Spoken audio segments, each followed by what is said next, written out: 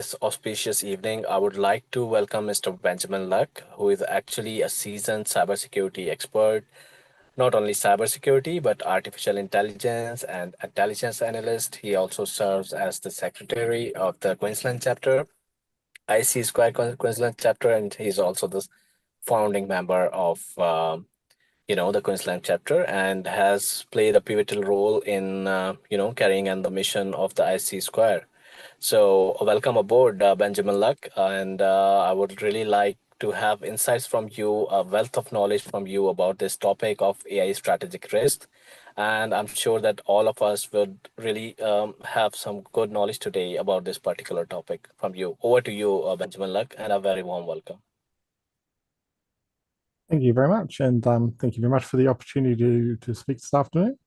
And yeah, really great meeting everyone. So I really looking forward to this, and I hope you have some interesting things to ask and also take away. I will just get my slides up, so we'll kick off things. Hopefully does that look good, Sujit? Yep, it looks good. Excellent. Yeah, it's good. Okay, so talking about AI strategic risks, I guess the very important part is the strategic component in that and the risks. So we're looking sort of, I guess, who controls intelligence, which is essentially the part of AI, dependency, concentration, and power in AI infrastructure. But I will go further in that as we move through. I think I've kind of already been sort of introduced already, but yeah, so yeah, I've been in 25 years of cross technology environments. Also secretary and founding member of IC2 Queensland chapter. Currently hold my CIST, but also hold a master's in cybersecurity and postgraduate qualifications in artificial intelligence. And I'm currently studying intelligence analysis at Charles Sturt University. And I am a licensed private investigator, so kind of a bit of a different add to that sometimes. So just before I get started, just I guess about the particular presentation. Yeah, this is mainly examining systemic and strategic risks from cyber and AI dependency. I won't be describing anything operational tactics, vulnerabilities, or attack methodologies in this. So it's really going to be sort of strategy, GRC sort of components. So yeah, purpose to support governance, risk awareness, and long-term decision making for leaders. And this is my personal research. Opinions are my own and do not reflect those of my employer or any affiliated organizations. And I've tried to do the best with the data in the slides, but it is always very hard to get the latest up-to-date information on what's happening in particularly AI, because it seems to change week to week, daily almost. It's getting kind of a bit crazy, actually. So just framing the presentation, won't be talking about ethics so much in this, and as I mentioned, not going to be a technical deep dive. Not necessarily going to list answers. This is more about awareness, and we'll come out of the discussion later on as we have our questions and answers. But this is through the lens of long-term risk. So we are talking about years, not weeks or months. So and looking at those dependency and leverage thinking issues, and looking at signals, not necessarily predictions. So the working definition I'll be going along with is strategics to act to think long-term goals in mind, carefully choosing to gain an advantage or achieve a specific outcome that shapes long-term resilience. And the resilience being the key word there. It's really important to think of your organization and nations and so forth resilience in AI. And so tactical break systems, operational risks, distributes, disrupt services, strategic risks, who controls the future. So I will be covering global AI supply chain risk, and I'll also be covering enabled crime and cybercrime threats. So first part, I will have my intelligence hat on, and the second part, I'll have my investigator hat on. So I'll be kind of changing gears as we move through this a little bit. but it's all related. One leads into the other. I won't be covering death or harm by AI. Things like, often people talk about how AI will become aware and maybe take over the world or cause some sort of harm. There's already plenty of people talking about that, as we know. It's probably something that's been covered by some very educated and well thought out people, and also people that are actually working in the industry at the very high end, like Anthropic and Google. And I won't be talking about environmental impacts, but it is something to be noted. Environmental impacts is an issue of AI, is a long-term thing, but it's probably more of a general industrial problem, not limited to AI. This is more about power systems, infrastructure, and so forth, and how organizations and governments kind of look after that. So consider we got that out of the way. The problem. So now, why strategic thinking is about risk is hard right now. So really, as I mentioned before, it changes really fast. So we have this problem that we get stuck in this tactical ops mode of AI. You can almost read the news every day and you will see something where I think there was even today, I was reading an article about social media using copyrighted material from Hollywood, and this is going to be a big problem.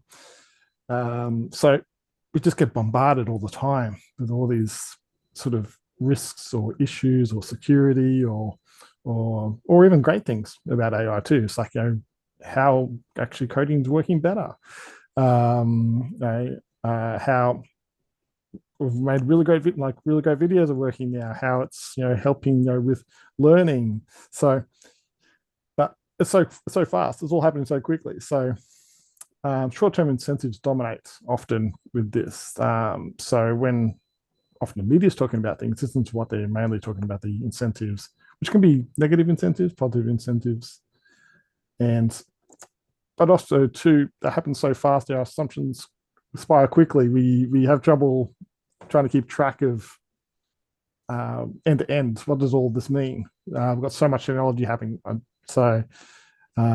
And often the complexity of all this that's going on hides kind of the bigger picture. We have trouble keeping tabs of that. So there's wicked problems, and AI makes them worse. Talking about intelligence, I guess, so wicked problems, problems that are not so clear on how we deal with that. So there's no clear problem owner necessarily with AI. There's no definite solution. It's like, no, everyone's got a great idea on how things should be run, but there's no authority. It's quite a wild west in AI at the moment. Sometimes fixes create new problems. We have this, I guess, issue where we will release a whole new agentic system and go, oh, this is great, but then there's a whole lot of security problems with that agentic system. And Maltbot, you may have heard, that may be a really interesting sort of example of that, where people have accidentally exposing private data through agent systems. So it's time for a story. So some of the stuff I talk about in this, people may already know, but I got to take it all as across the whole story. Stories help with that strategic understanding. We often do need a story to be able to cross, I guess, fairly large topics, so we can understand where we are now to where we're going. So in any sort of understanding of intelligence or understand strategic intelligence, we need to know the how, where, who, what, why framework of what we're looking at. And that's what I'll initially take you through, and that's part of the story to lead to when we start talking about risks. So how's AI done? So data centers, but the AI kind. That is hyperscaler data centers, which are not to be confused with your everyday sort of data center. Is a specialized sort of data center that is being refined still. Even it's still not a particular special design, but as technology changes, the hyperscaler data center has been evolving. And part of those hyperscaler data centers is that one of the requirements is to make things really close together. The less cable runs, the closer the components that are required to be stuck together together is really important, because that reduces heat, reduces electricity costs, increases speed. So it's really important to have these racks designed in a particular way that can work. So specialized cooling systems, because it's so tightly packed, you're not really more modern hyperscaler centers are not really using that hot cold placement in a normal data center. We have like racks, and then you have like walkway with ducted air conditioning. It's kind of getting to the point now where the special rack designs, so they're actually using liquid cooling. Some of the components in some of the even most newer hyperscaler data centers are using liquids directly to the components, essentially sitting in baths. So very different very different sort of data center, and the amount of power and cooling is required for these is quite a lot, since the components are so dense, so put together. The amount of energy being used per square meter, and because of that, the BTUs, the thermal units coming out of that, you need so much more cooling. So these are quite rather intense facilities. So this is why a data center is not all data centers are data centers. Hyperscaler data centers are a particular type of data center.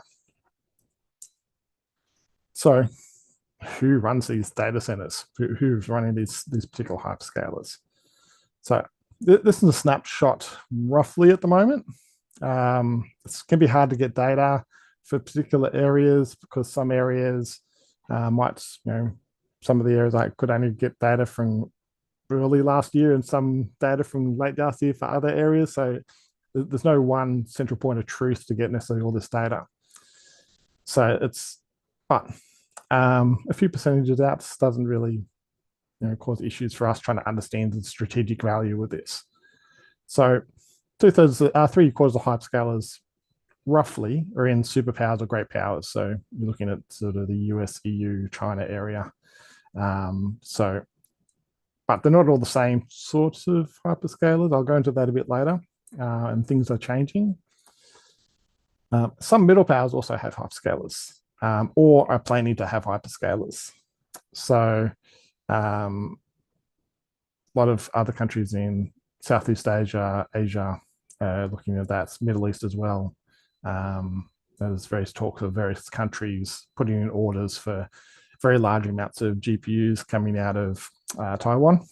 And so that's often in the news, but a lot of people are thinking about, we also need hyperscalers. So, and most hyperscalers generally are for training, not inference. It may be a bit different in middle powers, where inference might be more important, and they may get some of the training data from larger data hyperscalers, but you need both in an ecosystem. And a lot of countries will just do it for internal, so sovereign data centers that will be for the internal consumption. So some data centers might be Japan or South Korea or Singapore. Even Australia has been talking about sovereign data centers, hyperscalers. So essentially, though, there is concentrations of the large hyperscalers, which at today most people use. Most people, when they log on to a to ChatGPT, or they go to the AI Foundry for Azure, or whichever AI product they're using, it will probably be in one of those three particular areas. And so the what question, so I guess, what is the evolution of AI in various powers? So everyone has a different starting point. Not everyone just went, okay, AI just started today, and this is where we are at. And that's come about from political, ethical, economic considerations. China has started from a very physical AI location due to manufacturing, due to necessarily they haven't had the infrastructure for complex chip systems yet. So that seems to be more of a logical place where they've done more stuff with machine learning rather than inference large language models. But they're moving to inference large language models and other components of AI. A classic example would be DeepSeek, I guess, is that everyone suddenly realized when DeepSeek came out that China was actually interested in inference AI, and everyone kind of really got panicked. I'm not too sure why, because it was definitely going to happen. But sort of, everyone started, particularly in the West, going like, oh, China's actually heading this way as well. The US has come from the other way. They've been big developers of inference AI, but they're looking at how to get into the physical AI. So you often see, particularly Tesla, for example, talking about bots and cars, but that's also spread across a lot of other companies. Tesla is just often a very visual company, just due to the nature of the company. But lots of physical AI also being developed now, or a large focus in the US. EU is an interesting case where I guess they're a little bit late to the game, but I think EU is kind of wanting to go down because they've got a lot of states essentially that they need to deal with, and each of those have particular ethical considerations and political considerations. So they've kind of come from this space where I guess they're trying to get it right first time, and then move into a general sovereign AI situation. This is not the first time the EU's tried to do something that's a bit more sovereign AI. They've had certain issues with particular US social media companies recently, and it even goes back further to Microsoft and web browsers and other things where hasn't quite been that well accepted in the EU on how they handle those, and particularly with privacy laws and so forth in the EU as well, which are often much more robust. AI needs to be considered in that sort of framework. And middle powers, it's often strategic sovereign AI. Often they have particular uses. Regions are different. If you've got inference AI in a particular country, it might have to be really good at a particular language and understand a particular culture quite well. It may have certain ethical considerations that you want in your AI over something from a other location. So there is value in middle powers having some sort of strategic sovereign AI, which may better suit their region, culture, language area, economic ideas, political ideas. So, and why AI? So, why are we doing this? It's like, essentially, and I guess this is still talked about. It could be considered the fourth industrial revolution, which is the revolution of intelligence. We've had industrial revolutions over time through mechanization, electrical, digital, and we're living through that fourth one. So, what does the revolution of intelligence really means? That's a really great question, and lots of philosophers will probably argue this quite out. But I'm going to take a little bit more of an economic view to this, and that is that it's going to be complementary or maybe even negative to human labor. It will empower a lot of people, but there'll also be large disruptions. Now, you talk to people, it's like how much people think that AI may do labor replacements. Is it going to replace all our types of jobs, or just some jobs, or no jobs? Sometimes this might be a time framing question. If you ask tomorrow how many jobs are going to get taken by AI, it probably would be zero. If you did draw that line out to 200 years and say how many jobs would AI take, you'd say probably all of them. But what is that? What is the curve? I guess that's the question. It might also be important about the percentage, but how the curve works. I haven't not going to go too deeply into that. There's lots and lots of different graphs about this.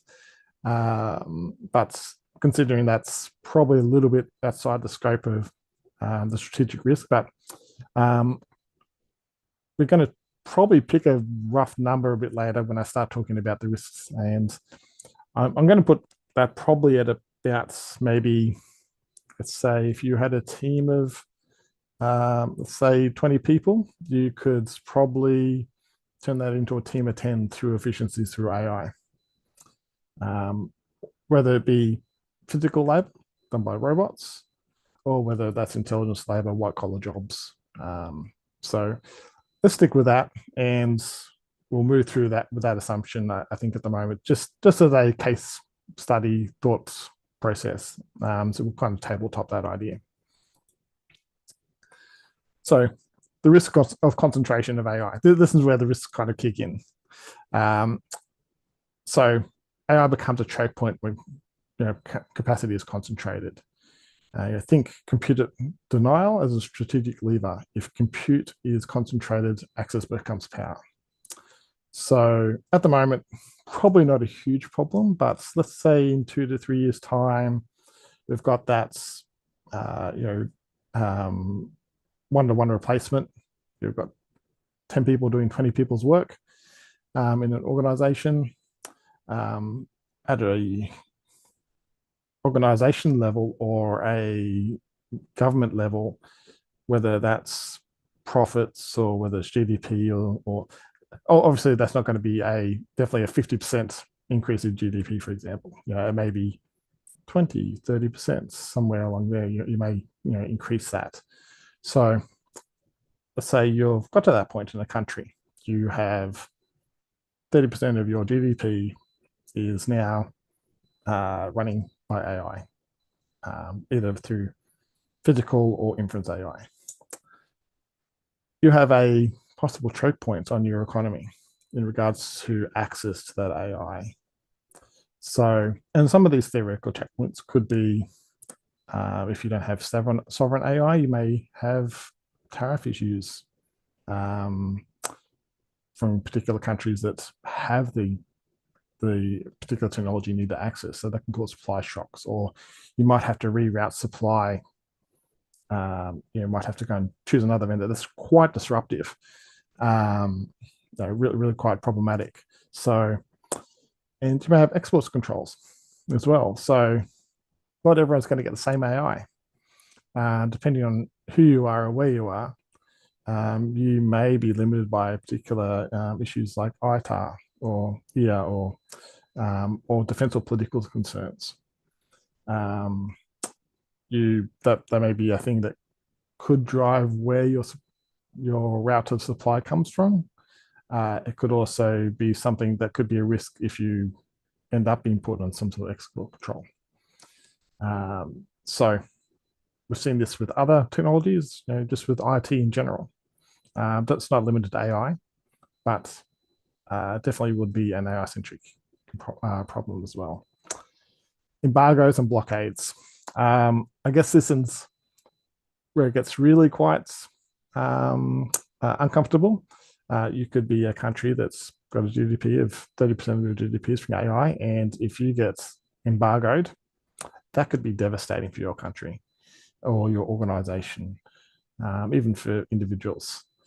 That is essentially a huge risk in that whole access to that AI component. And there may be other things that go on. It may be even just blockades. You may have your international telecommunication links cut. We've seen that just even recently in the Baltics. So this is something that can happen. You might not necessarily one of the belligerents in an issue or a situation, but there might be flow-on effects. That's data cable that's been cut for another country for some reason. It was also your data cable. So, and that was all your AI pipeline. So this is a problem. And then sovereign access. I guess just because a country has AI doesn't necessarily mean it wants to give it to another country. Or another organization. So two organizations don't have to if one organization doesn't want to give you access to their data center hyperscalers, they don't have to. And there may be preferential treatment as well. You do see that, and sometimes where you see different regional pricing in regards to access to particular things. So your AI might be a bit more expensive than someone else's access to our AI hyperscaler. So these are all risks of concentration where we've got, as I was showing you before, we seem to have three main areas of AI that's coming up with a lot of hyperscalers. They're going to be available for you to use that. So this is really, I guess, a particular risk pattern when it comes to an organization or a nation state. But you go, hey, we'll just get sovereign AI. We'll fix this. We'll do our own AI. That way, we'll have our own hyperscalers. This way, if anything happens, any geopolitical risks, any physical risk to internet or data connections, we'll do it ourselves. It's like, well, okay, that's great. So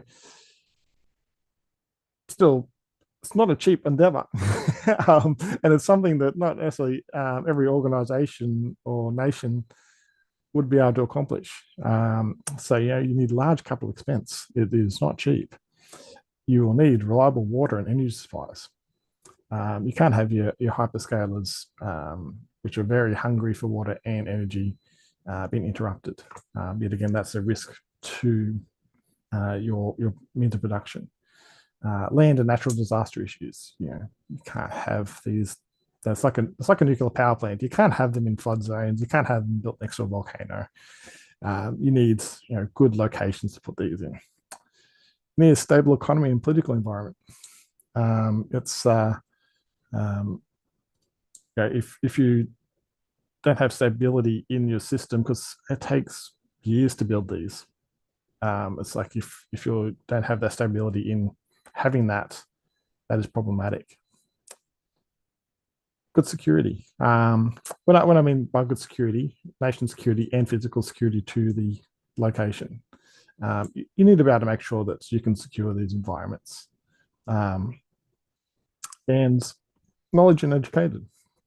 You need the actual workforce also to look after this. Like AI will probably help a lot of jobs, but someone still has to build them. So someone still has to run them. We're not probably yet, at least in the view of strategic risk of, or strategic views of AI, where all jobs will be replaced. Where if you ask your Anthropic, heads of Anthropic, they say all jobs will be replaced in 5 years. I kind of doubt that, but there will be definitely disruption. But we still need people to run things. So if you're worried about your job, start learning about data center hyperscalers. You need people to run them. And telecommunication infrastructure. Yet again, hyperscalers, great sitting there all by themselves processing, but they need to get to an end user. Whether that is a user inside your country, or you may have sovereign AI that you might be selling to other countries as well. You might have agreements that you're happy to do that, and act as either their primary provider or as a backup provider. But that is not totally the full view of having sovereign hyperscalers. So, do you have one, or do I really have one? There's a problem with running data center hyperscalers is that they do require a lot of hardware, and that hardware needs constant upgrading and repair. And also, too, it's not a matter of saying, well, we'll just we'll get chip fabrication. Yes.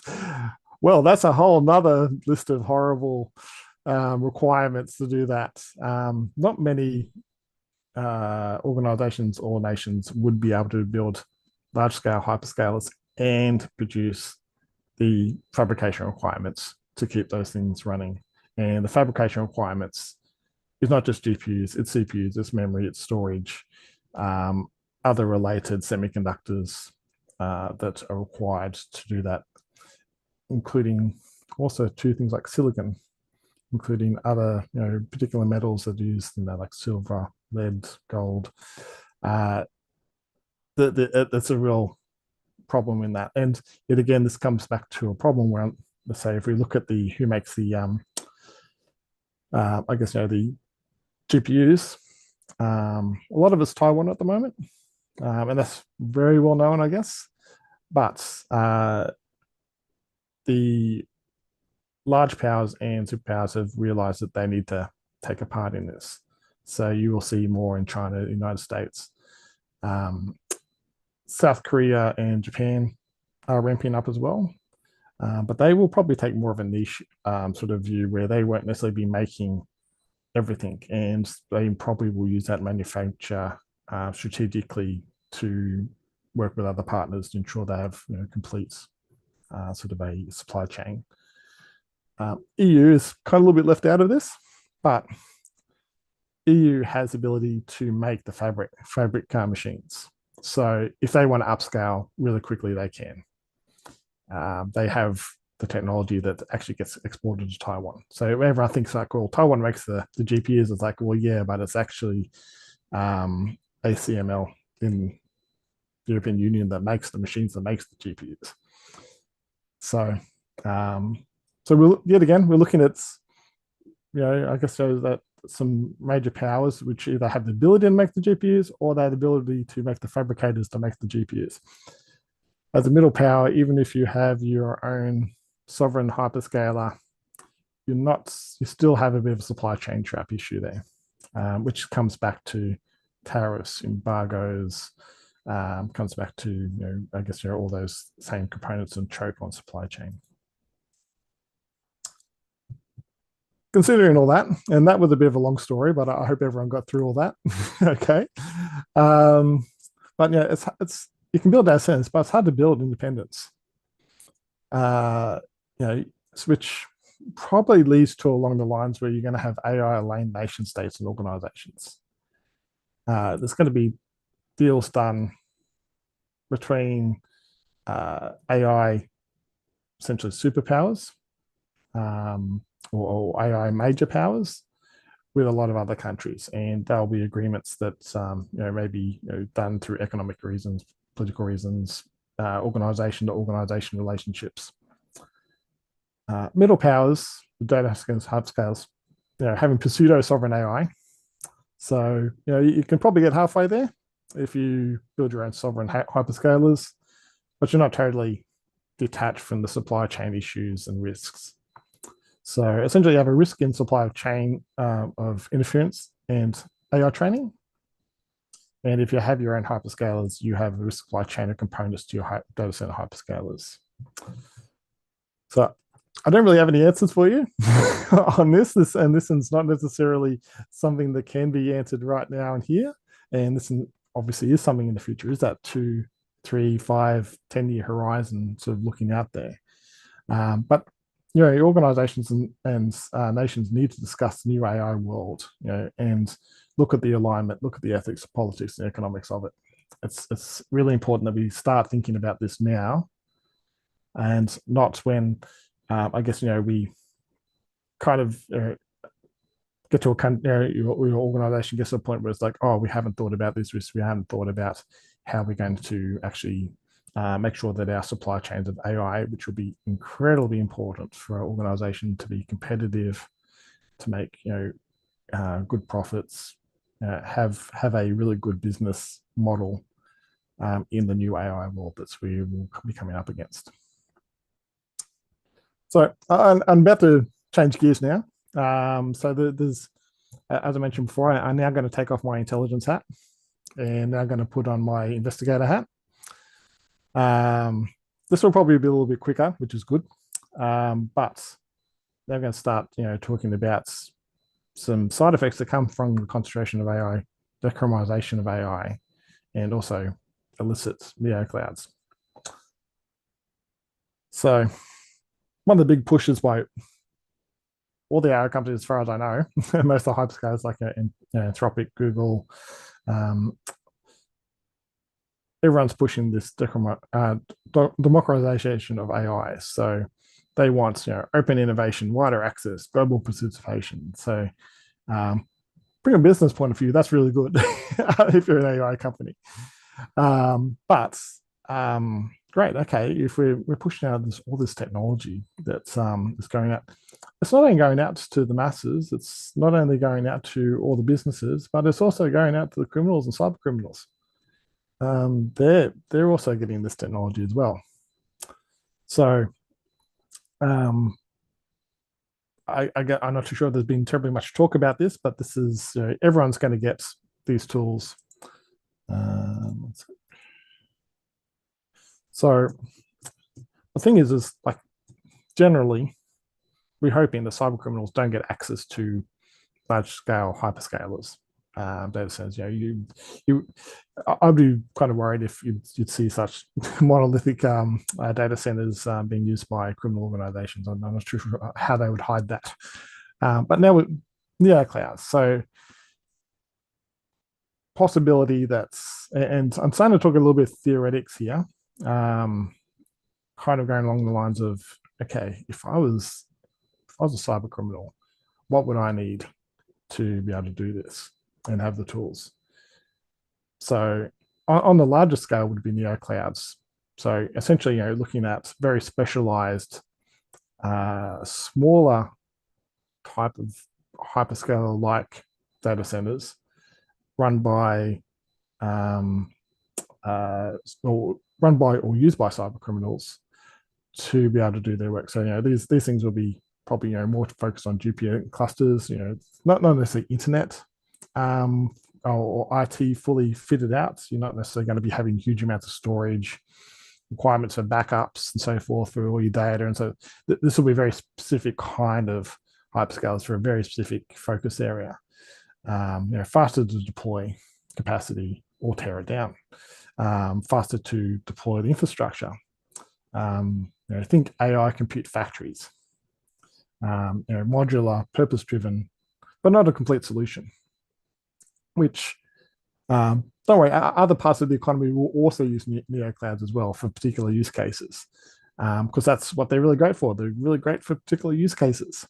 And cyber criminals will also pick that up because it'll be great for their particular use cases as well. So listen, neoclouds, like what would you use AI for as being a cyber criminal? It's like, okay, great question. Well, we're already starting to see some of this stuff. We are starting to see CEM and exploitation material come out produced by AI. We've had a lot of the larger hyperscaler users try and shut this down. You've seen some talk about that with particularly X into the EU. There was some real big kerfuffle about that. But this is not going away. Whether through the abuse of using other large hyperscalers and hiding what they're doing, or using neoclouds, they will continue to produce these sorts of materials. And not just produce them, but improve them. Just as you see that AI has been able to do pictures, AI is now doing videos. Same will happen in cyber criminal world. They will start using those particular components to make more illicit materials, which could include not only CM, but exploitation materials, which could be could be also things in law enforcement. It could be fake videos that are introduced into a court of law to say, well, I was not there, I was somewhere else, or making someone look bad, extortion. So there's really horrible things to come out of that. So I'll move on to the next one. I think I'll finish up with that. So black markets, standalone and language as a service model on open source uncensored LLMs. So essentially, we've got a problem here where just like we've had botnets as a service, you will have uncensored LLMs as a service by cyber criminals. And they will be fine-tuned and maybe have access to RAGs for particular jobs, yet again, specialist tasks. So you may have fine-tuned and ragged for offensive cyber and zero-day LLMs that are being used by cybercriminals. Now, we did see Claude earlier last year get used for almost a whole autonomous hacking or cyber criminal adventure, and Claude did a really great Anthropic did a really good write-up on it. You can find that out there. But more recently, I came back from DEF CON in Las Vegas, DEF CON 33. That left me quite worried. The amount of offensive AI that they were going through and talking about there was quite concerning. The DEF CON 33 almanac has come out just last week, and one of the top things in that was offensive AI, and essentially we're not ready. And they did have an instance in the almanac that they did have, and I saw it there myself, that we did see agentic systems beating even some of the real penetration testers there. So that's worrying. Moving on, fine-tuned racial illicit materials, instruct design of controlled devices systems. That could include various, essentially, it's like when you use an LM today and you ask it to do something that's maybe not quite right. You may have LLMs that actually can be used for asking those questions, and got to be careful. What I guess give you an example of, because I don't want to give anyone sort of ideas, but it could be offensive security question, and a normal AI would say no. Sorry, I can't answer that. That's where these ones won't, or you could be asking questions to do something that is illegal, and it will tell you how to do that. So totally uncensored. Not great.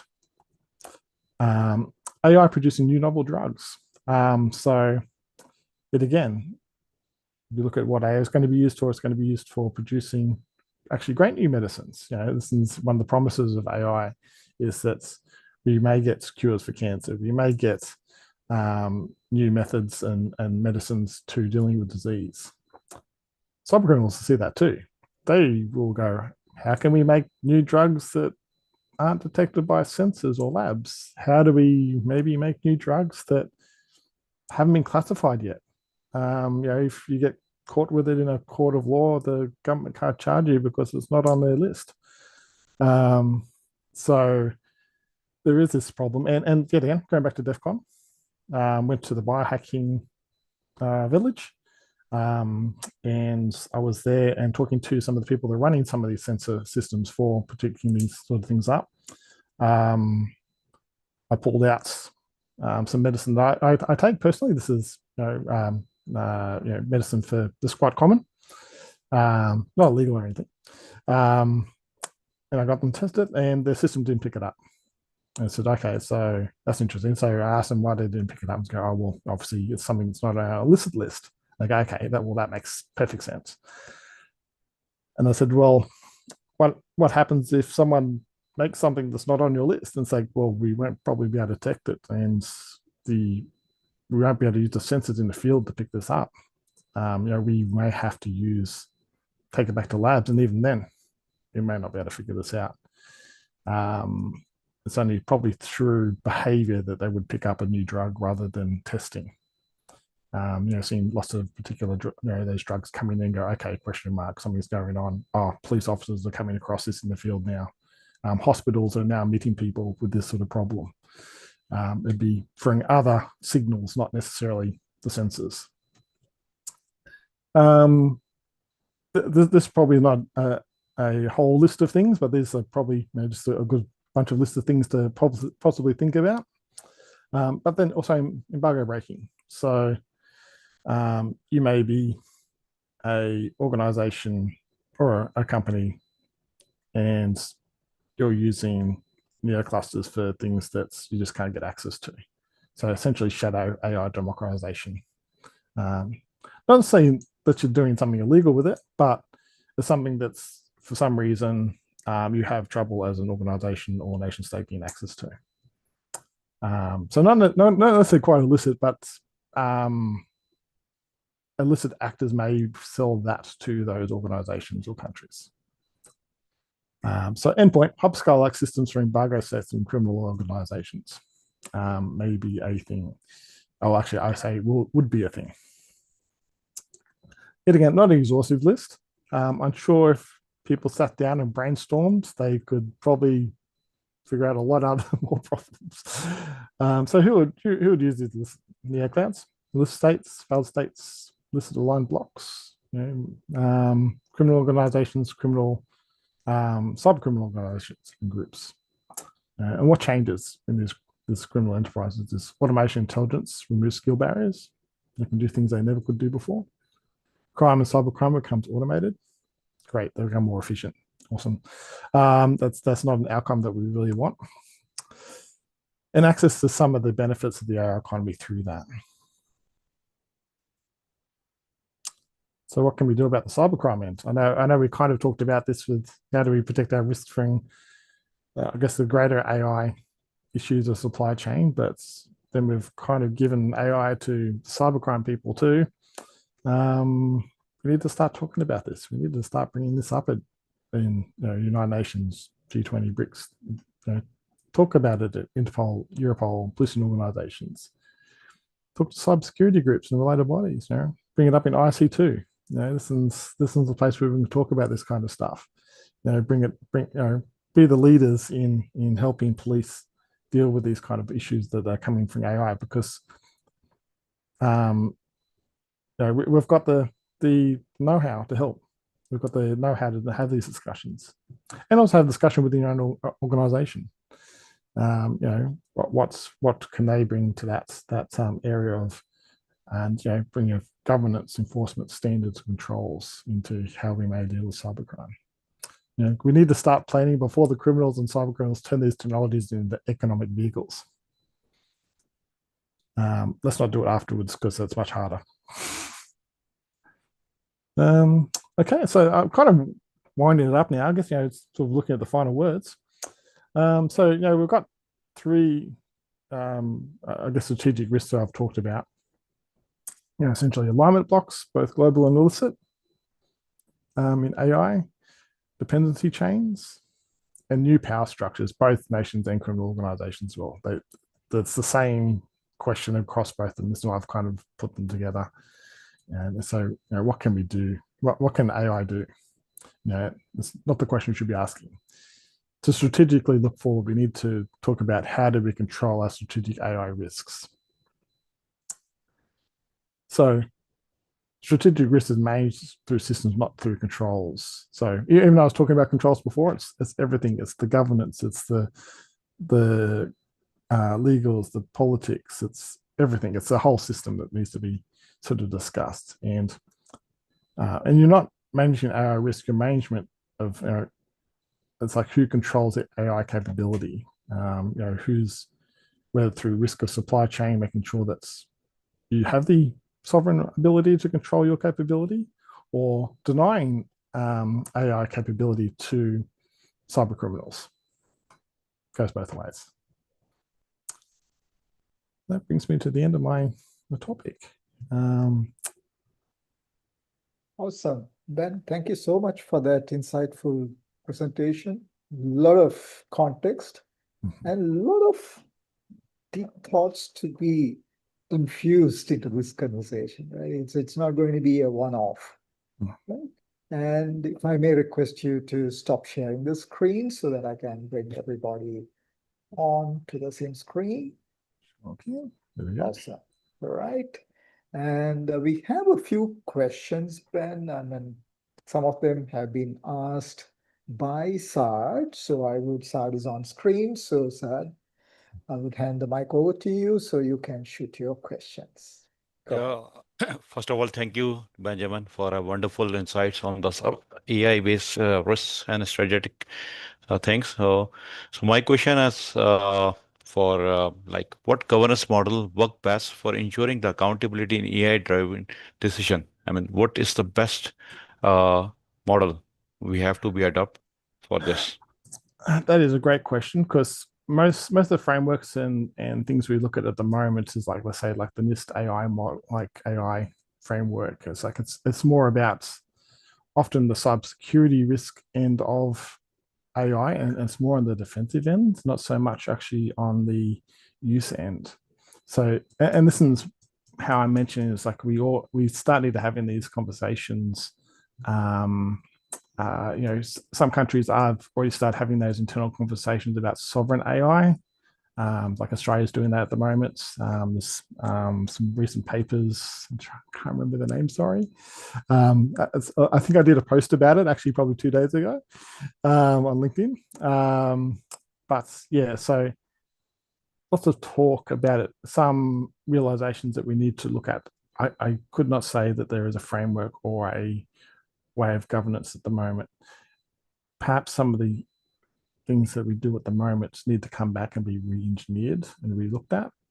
But the problem with AI at the moment, it is moving so fast that governments are not being able to keep up with how they want to deal with AI. And AI, whether it's on purpose or whether it's just by nature of things, is almost moving too fast on to be able to figure out where we are at with these components. To give you an example, I mentioned law enforcement dealing with particular materials. I was having discussions and talks about this a year ago, and about 6 or 8 months later, start hearing the police talking about it. They don't necessarily have the right solutions necessarily to deal with it. It is really disruptive for their investigations, and they're still trying to figure that out. I had a barrister talk to me probably about 2 months ago saying, I'm starting to see AI evidence come through the court. How can we tell this apart from real evidence? And my indication was that unless we get the large hyperscaler developers on board, like data centers on board on trying to do watermarks or have some sort of evidence tagging in this, you're not going to be able to tell. And at the moment, the way a lot of these organizations are working, as you just heard recently, one of the main ethics people from, I think it was Anthropic, walked away and said, this is too dangerous. I'm going to go and do poetry. So we're really in a really bad spot at the moment when it comes to how we are going to deal with this. And I guess that's why I bring those risks up. Does that give you a bit of a thought process, Pat? Or? Absolutely. So, Sadam, I'm just going to, Sadam, just allow me a moment, right? I just want a follow-up question to Ben. You used these two words, moving too fast, right? I would like to reframe Sad's question. How should boards differentiate between AI opportunity risks, that is falling behind, and AI and execution risk, moving too fast? Okay. Yes. Okay. Awareness is really important in the board. I guess the way that we can look at this is the only way I can sort of maybe view this is maybe through the dot-com bubble.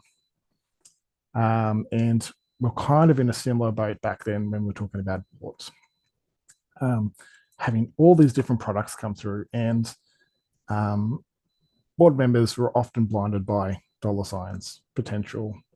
And this led to a lot of harm when things finally did pop. I guess I guess I'm not saying the AI is not exactly the same, but there's definitely some rhymes in this, and there will be a lot of technology is brought forward, or ideas that are brought forward that are not proven will have to be looked at skeptically.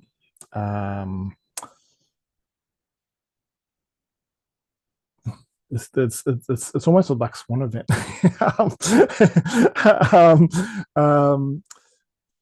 I would say through education knowledge, getting people educated in AI.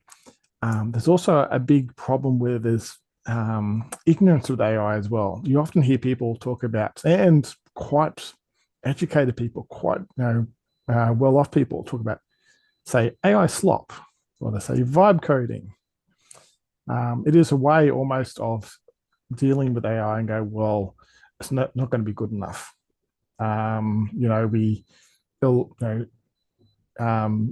We'll never, like, no one's going to use AI slop. No one's going to use that. No one's going to use vibe coding because it's got so many security holes and so forth. And so you do have that sort of view at the moment where reality is at some point, AI will do good coding. It's vibe coding until it's not vibe coding. It's AI slop until it's not AI slop, and there will be that sort of event horizon that gets passed over.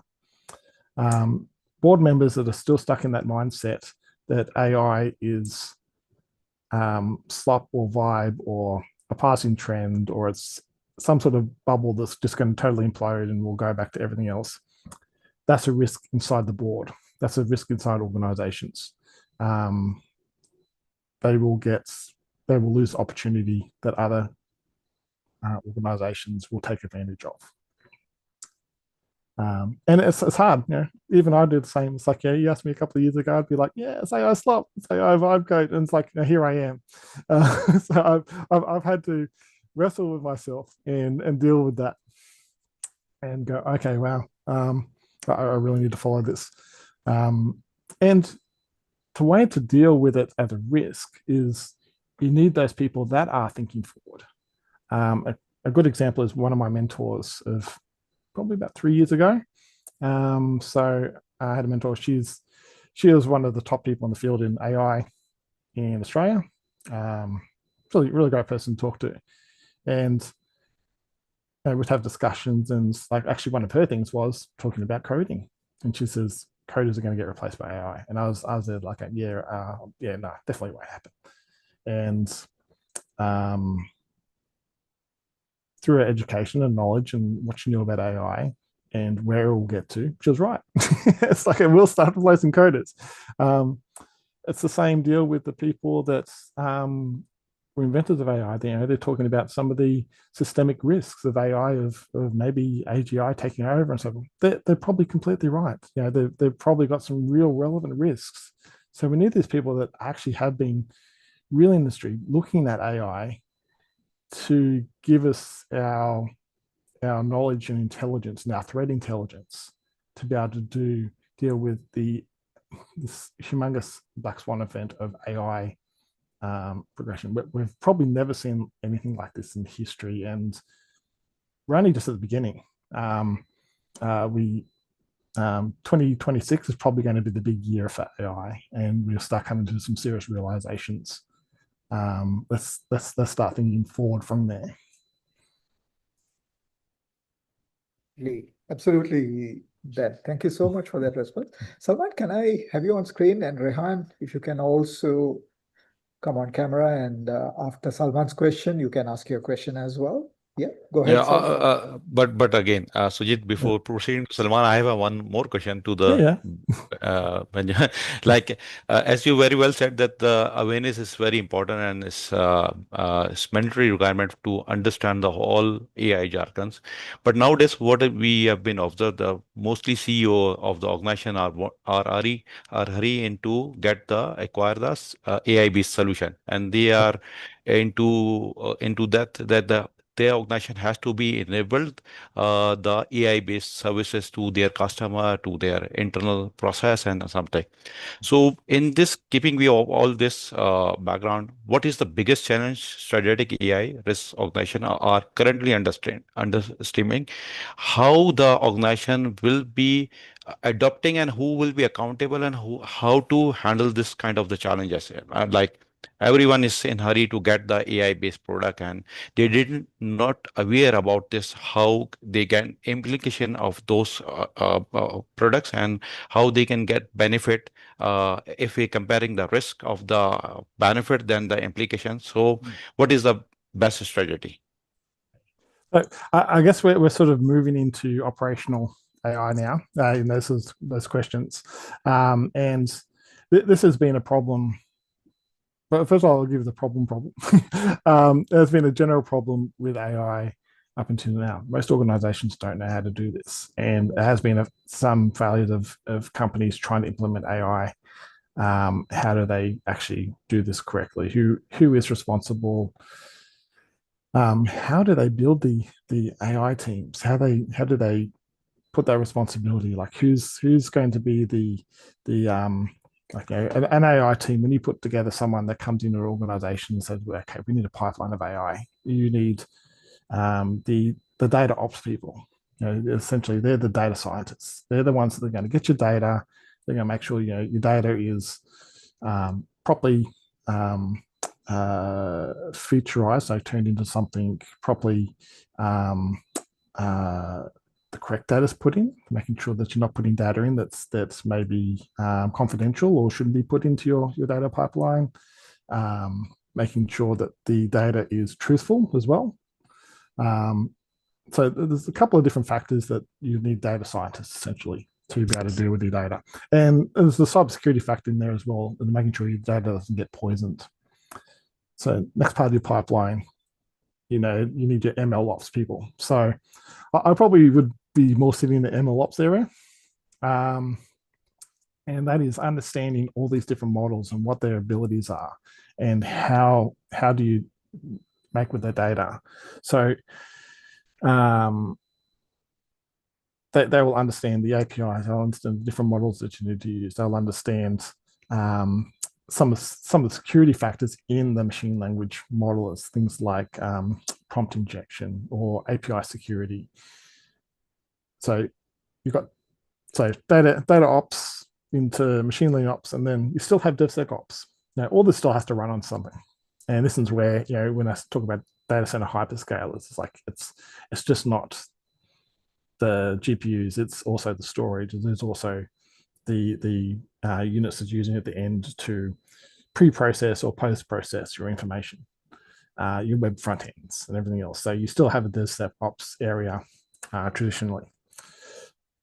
So that's your AI pipe chain, that's your development and or process. Essentially above that, you would have, you essentially need someone who's a data and ML ops specialist manager.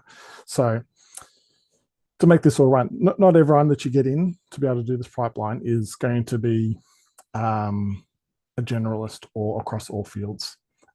You will find often data specialists will not understand DevSecOps. and ML people won't necessarily understand data scientists. They won't quite understand featureization or how to use different ways to de-dimensionalize data. They'll kind of look at you funny. So getting the right specialists, getting that right chain of getting people in that understand your data in your organization, what you're wanting to do with it, then translating that to the people that will be processing your data and say, well, okay, how do we get the outcomes you want with this data? Is this data going to go into a chatbot, and we want to be able to have conversational chats with our data, like asking, like a customer might be asking, oh, what is this product available? And they go, yes, it's available. Or no, it's only available in 3 weeks. And it's like, might be a vendor that you're talking to or supplying. Asking, trying to figure out who the end user of the data is at that point and how to change that data into something that's useful. Or whether it's the internal LLM to deal with technical questions about your own products. Or maybe agentic systems to automate particular market information that's coming in and be able to make decisions on maybe finance or something. I'm not a finance person, but I'm sure there's you'll need a particular specialist in that area. And then everyone's got someone to run it. It's a particular special type of person that you will need to run that pipeline. There's few of them. In Australia, I can't talk about much, but it is a lack of people that have that knowledge base. I would say I probably couldn't do it end to end. maybe give me a year or two. um, at the end of the day, though, everything goes upwards with the board that has to make those final decisions on, I guess, going through that and accepting the risk of the AI system coming in. Some of this stuff is so new that a lot of it's going through proof of concepts into production straight away. So this is where the risk is in that area, is that there is no review mirror going like, oh, well, this company did this and they implemented this and this is how it worked and this is the issues they had implementing it. Here's the risk they had to cut. There's no review mirror to kind of go that. Maybe in a year or so we'll see that, but maybe if you're a cutting edge company, and I do know that again, it's talked about 2026 being the year of the AI, all the boards will be putting downward pressure that we need to be AI enabled somehow, some way, some form, but they won't give you the answer how. like you're mentioning. I hope that was kind of give you some clarity on pipeline process, the risk on being the first ones to it because of proof of concept often, and often not having historical risk information on that, but also to getting incredible pressure from boards because they feel they need to do something, otherwise they'll be left behind. Absolutely. And I agree with you on the knowledge statement, and I think we're all learning, right? And it's a long way for us to go. So, and that's one of the reasons why we all come together, exchange knowledge, learn from each other, and probably learn from each other's mistakes as well, right? So that we don't have to repeat and lose valuable time. Salma, over to you. Thank you very much. I have two questions. Might deviate a little bit from the topic, but I would like to know, I mean, how relevant are these current cybersecurity certifications doing? I mean, in the age of AI, right? We are doing CISSP, we are doing CCSP, and now we know that AI is there, having all that knowledge in the brink of an eye, right? I mean, humans don't need to remember and understand those concepts. So where is the opportunity for us in the cyber arena? What should exactly we learn? I mean, do you think still these certifications that we have for the cyber domain are very relevant in this modern age? And second question is like about what LLMs or how AI could help us in, improving or enhancing the cyber resilience of an organization, maintaining those BCP documents, I mean, through automation or, handling the crisis in a very efficient way. I mean, removing the human intervention. So yeah, these are the two questions that I have on my mind at the moment. Okay, so first one, and it's actually quite interesting because it was only a couple of weeks ago that I was listening to some of the IC2 boards talk about this particular issue with certification, and they've produced some AI extracurricular activities outside of the certification at the moment to, I guess, very AI specialist things that I guess certifications around that, but it's very new to them, I guess. When it comes to the greater certifications, I don't think much has been implemented terribly much yet. I can't totally quote though for the organization, but that was just kind of an indication that was given at the time they're working towards it. Though in general, AI cybersecurity related certifications is very far and few between. Sorry, I just need to. There's definitely sub certifications coming out for engineers and how to maybe put some of this stuff together and how to program it and so forth. But when it comes to security, it is very, very limited. And we're often just talking about very simple things like, prompt injection at the moment, or poisoning, or maybe just API security into maybe like your SK semantic kernel for agent or something. I look at feeds every day about various AI agents exploits and AI exploits, and it just keeps growing. It just bewilders me sometimes. And we don't have any sort of scenario like a CNA for AI exploits or like a CVE sort of scenario or something. It's just like it's it is quite crazy. A lot of the software developers for others don't have CNAs, which they report to for these vulnerabilities. And I reckon that Miner's going to have trouble keeping up with the amount of stuff coming out and verifying that. So, yeah, sadly, it is very much a own research area at the moment, and I've just got 2 books about AI red teaming just recently from Starch Press, and they're not completed yet. You can go and buy the uncompleted versions as they're making them. But this is where we're at the moment. You will have trouble finding any actual book that will explain this. So if leaders in this field are only just starting to write the books for this, you can see kind of where we're at, where we don't necessarily have really great formal education around this, like we do with penetration testing, where we have quite often quite really good offensive normal security as we understand it. Threats from a red team, or when we start talking about the actual AI security, and it's really quite interesting. Have a look at Maltbot, and if you go on to some of the particularly the X feeds about that and discussions on that, it is a really hotbed of really bad cybersecurity stuff coming through.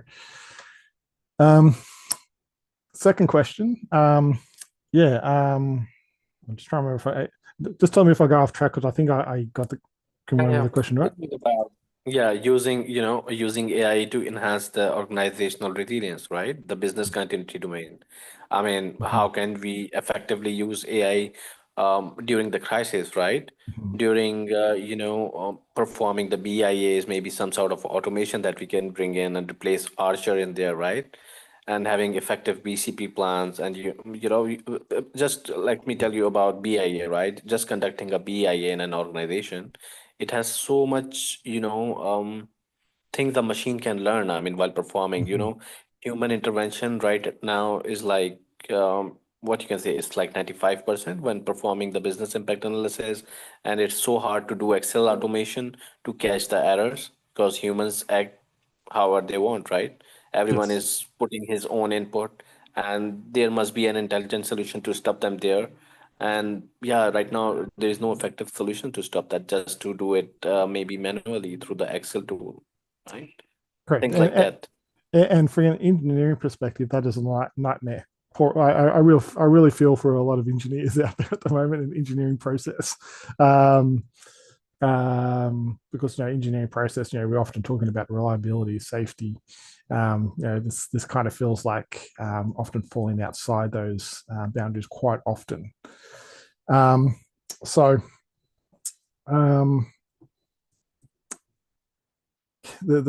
very interesting question, and I guess maybe I can answer in the way that one thing where AI is actually probably doing really well with and is making quite leaps and bounds in the cybersecurity industry, and this may be applicable other places, is threat intelligence. It is really great at processing lots and lots and lots of threat intelligence information, both technical and tactical and some operational. You can take lots of data sources that you weren't able to do before and perform such analysis on it that would just take a long time. A particular gentleman, Ricardo, who used to work at Microsoft, he does a lot of threat intelligence, and he did do some processing of particular chat logs and cross-reference that across a lot of data, that chat logs that were released by hackers. You could cross-reference so much different information they couldn't do before from those chat logs, that you could understand particular procedures and techniques, TTPs of threat actors. I don't know if this is, I know this is not quite answering your question, but I guess the thing is that we need to have good grounding data and good information in these systems and tested correctly. So fine tuning is one method. RAGs are definitely important, but it's not everything. And there is a method of combining fine tuning and RAGs, but it comes back to the data scientists, and I was mentioning that before. We need data scientists, and as IT people and cybersecurity people, we often don't think about data scientists. We think data science is some scientific person that's in a lab somewhere that's doing something. We don't often equate them to necessarily being really important for where we will need them in AI, how to validate good data in, how to make sure the data is reliable, grounded, not poisoned, and may be able to get good systems from that. Won't be perfect, but then also too, humans aren't perfect either. We also make mistakes. I guess that's often is the case. People go like, oh well, we still need humans checking this, and it's like, yeah, we also make mistakes too. So we might get double mistakes. So how do we deal with that as well?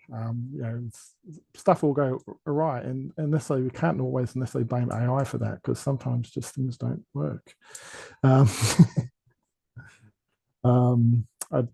It's really hard to answer these questions because there's so many theoreticals, and I can find very little practical examples yet of necessarily where someone's gone, yes, this is the technology. Fine. That's so nice of you. Thank you, Benjamin. Yeah, that's okay. Ben, I would like to get Rehan to ask you the next question. Rehan? Okay, thank you, Ben. My question I would like to modify a bit because Salman and Sadbot has asked a few part of it.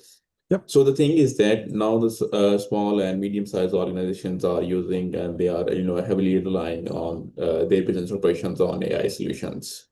So what continuity or contingency plans should they place if their AI-driven strategies become ineffective due to regulatory changes or changes in technologies done by the big birds?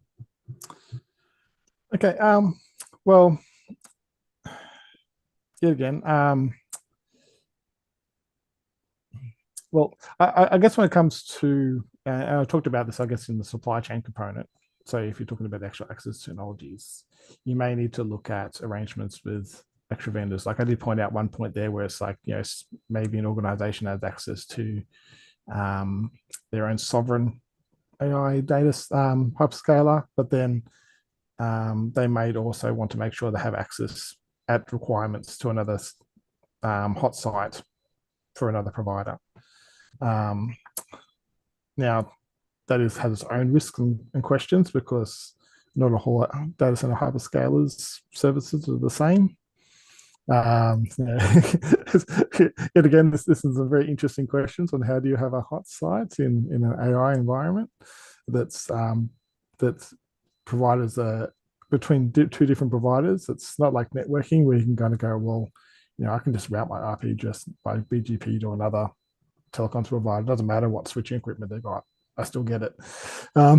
So you don't quite have that in AI yet. And there's everyone's producing their own flavor of everything, kind of similar to what computers used to be back in the days of IBMs and Apple IIes, and this is going way back, shows you my age, or Amstrads or however. We are kind of revisiting that of lack of standards and even agenic standards. Like MCP was only about a year old. So when it comes to physical, looking after things, I guess you need to have a look at your options in regards to AI providers and vendors. When it comes to risks of AI, deprecation in a service, like that, this is actually quite often a big risk even right now. We were talking about MCP, and I'm already hearing on the grapevine that maybe that's not the best, and the amount of security problems that have been brought in by MCP and being able to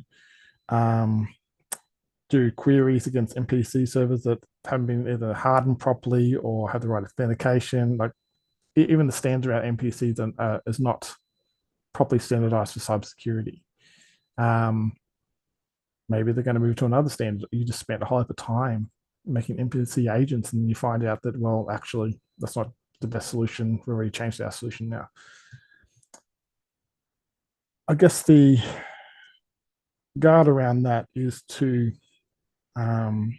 try and use as standardized systems as possible.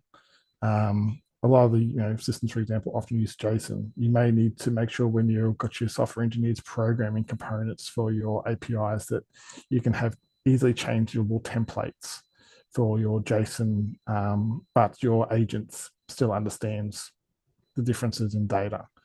You need to be able to sort of kind of some of the problems we used to have once upon a time 20 years ago. You need to be able to essentially build your front end so you can template or change the communication or interface component to that, and maybe have translators. I'm trying to think what the word is now.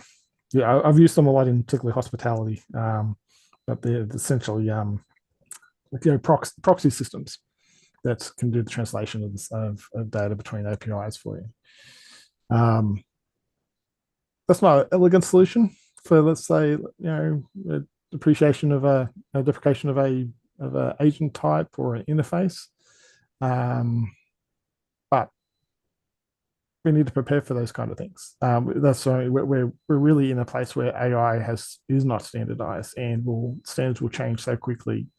We just kind of have to program, like if you're making those sort of products, program that kind of thought process into it. So you mentioned before another particular risk.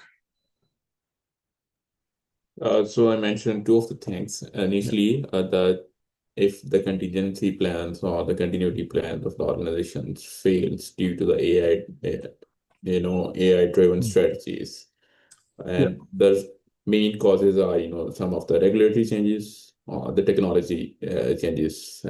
If there are some bigger countries or the bigger vendors are involved in that. Yes. It is all going to be about that. Well, that is going to be due diligence. Your due diligence with your vendors is going to be really important. You're going to have to ensure that you pick the right vendor. They definitely have the right arrangements. That those companies are not going to pull an OpenAI and start dropping ads on things and may get sold out or changed, which is a possibility of OpenAI shortly. You may have to look at your business case at what particular tooling that you are using. For example, Microsoft is probably a fairly mature place to where maybe go, or Anthropic seems to be another mature place too. It seems to be winning lots of grants from organizations and governments to continue their business models. So it's due diligence. You need to go and check these companies, you need to go and check what their plans are. Often they are getting to a bit more of a stage now where they will give you a bit more predictability in where they're going with their products. There is a lot of vendors out there, though, pushing smaller vendors, or when I was talking about nano clouds before, neo clouds before, definitely risks in that.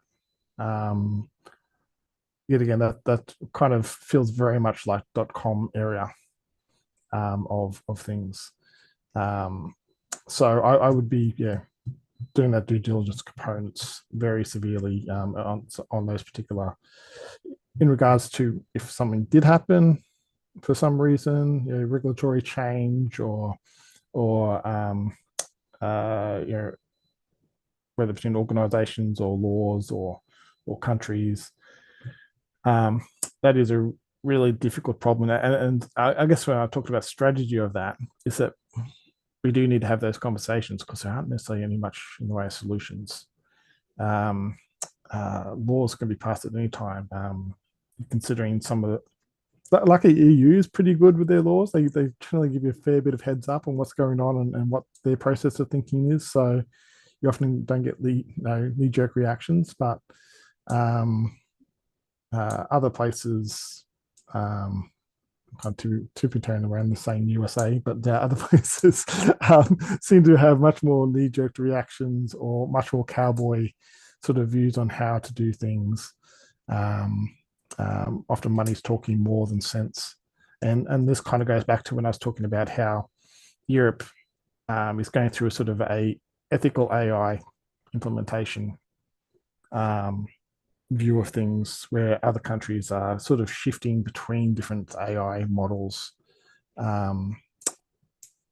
It's I couldn't give you an exact answer. It's probably due diligence. Look at the places which do have longer views, but then they may even change too. This is so very, very difficult to predict. But when I was talking about before, we need to go back to organizations. We need to go back to things like cybersecurity organizations like ICT. We need to go back to industry organizations like engineering organizations, go back to computer organizations, go back to governments and tell them, we have these uncertainties. We need a solution. We can't go forward. You want us to go forward and make all these AI leaps, but we need someone to back us up, someone to be our fallback if you want us to push so hard with our organizations and our components. And that may be doing things like sovereign AI. It may be upper level negotiations between countries to ensure access to particular things or particular trade agreements. It may be certain policies around being engaged more at the organization, like technical organization levels and the standards levels, and trying to bring that in, because we have very little at the moment of, as I mentioned before, we don't have an end-to-end AI governance of anything at the moment. So I'm probably giving you all the not so great answers, but we need to start doing that now. We need to have these conversations, and hopefully this is one of those conversations that starts some stuff. No worries, Ben. Thank you so much for giving a detailed answers for it. It's so nice of you. Ben, I think just a note on what you just said, and I think it's not necessary that we have answers for everything. But the moment we start asking questions, that means we would find those answers. Right. So a conversation actually starts where there is a question, constructive question, and then we can have a constructive conversation. Ben, thank you so much. And I'm going to bring Sundas Latif, the secretary, to proceed with the next section of our webinar. Sundas, go ahead.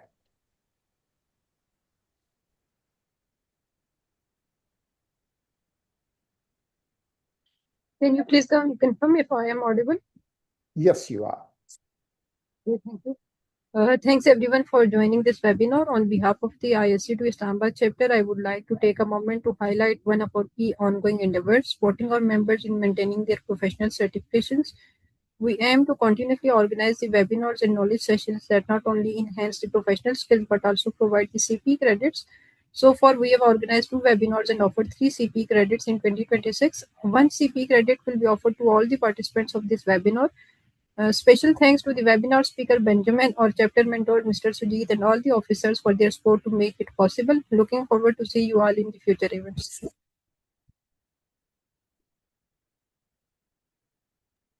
Thank you, Sundas. Thank you so much. And as Sundas said, if you require your CPs, please mention your ISC2 member ID and the name as per the records, so that we can straight away file that on your behalf, right? So that we can take away a little bit of your burden and meet halfway through.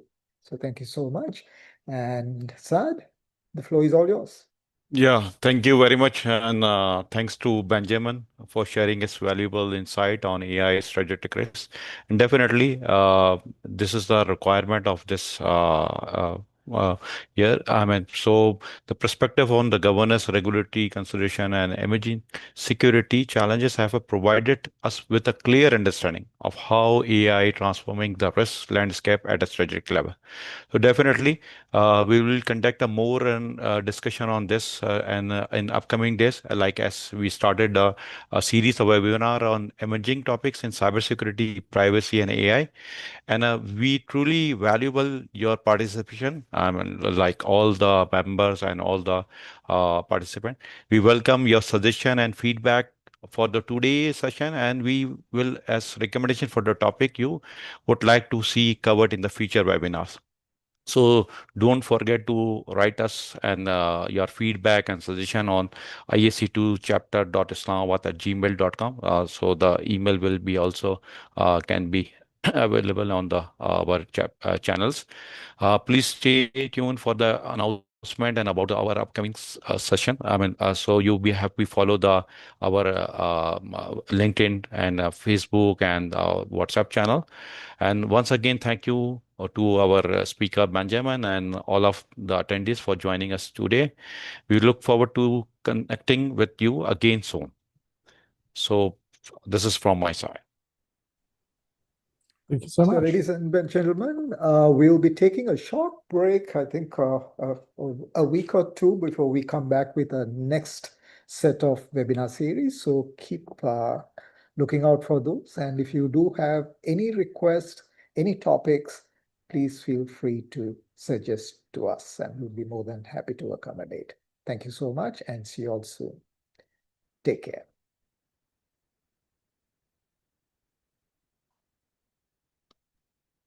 Thank you, everyone. Thank you. Thank you. Thank you. Thank you. I'll stay on for a moment, Sujit, if you're. Thank you.